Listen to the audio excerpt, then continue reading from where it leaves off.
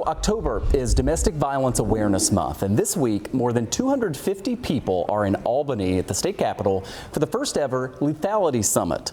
It's a two-day intensive aimed at helping local law enforcement agencies, domestic violence service providers, and other domestic violence professionals learn how to better assess domestic violence cases that have the high risk of serious injury or death.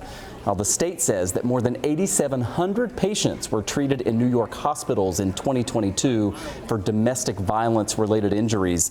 And each year, about 63 people are killed by an intimate partner here in this state. Meantime, in Erie County, deaths from domestic violence totaled 61 over the past 7 years, peaking, as you can see there, at 16 in the year 2022. And last year, nearly 6,600 women, men, and children throughout Erie County were victims of domestic violence, the most of any year dating back at least a decade. Garrett Looker from Investigative Post joining us now with a closer look at those statistics, which you shared in this new report that is up right now. And I know that you got a lot of this by attending a summit that happened earlier this month. Let me just start with the context to those numbers. How should we understand sort of those trend lines in Erie County? Yeah, so we know that domestic violence has long been a problem, and these numbers are on the rise, but I've been told by domestic violence experts that it's consistently a problem, and people are dealing with this every day, every year.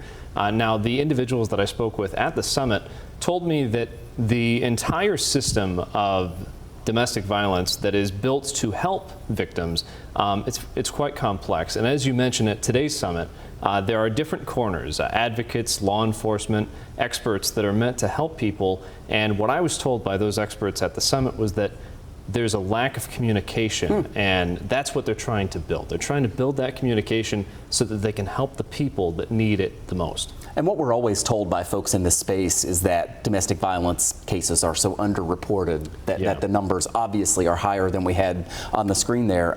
So what is being done to sort of fill those gaps and deal with the communication issues that might exist? Yeah, so those experts that I talked to, they said that summit is a great starting point. You know, getting people together, finally talking, finally going over the best practices, finally trying to talk with the victims and show them that there is a way out if they communicate, if they seek help.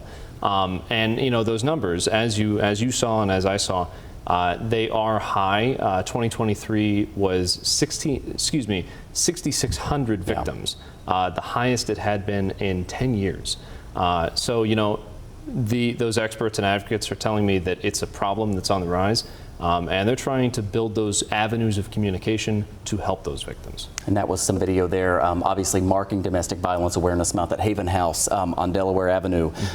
When you drive by there, it makes you pause and think what an acute problem this is in our community. Let me just end by asking, beyond this sort of communication issue, and they're all trying to sort of come together, what else is being done to address this? I know there's been some new state funding that was celebrated at this summit. Yeah, a lot of state funding, and those experts are really, really excited about that funding, finally getting dollars that can help those victims. And law enforcement is starting to go through training exercises to take it more serious, to learn how best to talk to those victims when they show up to a call. And that is huge, something that we haven't experienced decades prior. And that was exactly what was happening at the beginning of this segment that we showed you in Albany. There were local law enforcement that were part of that as well.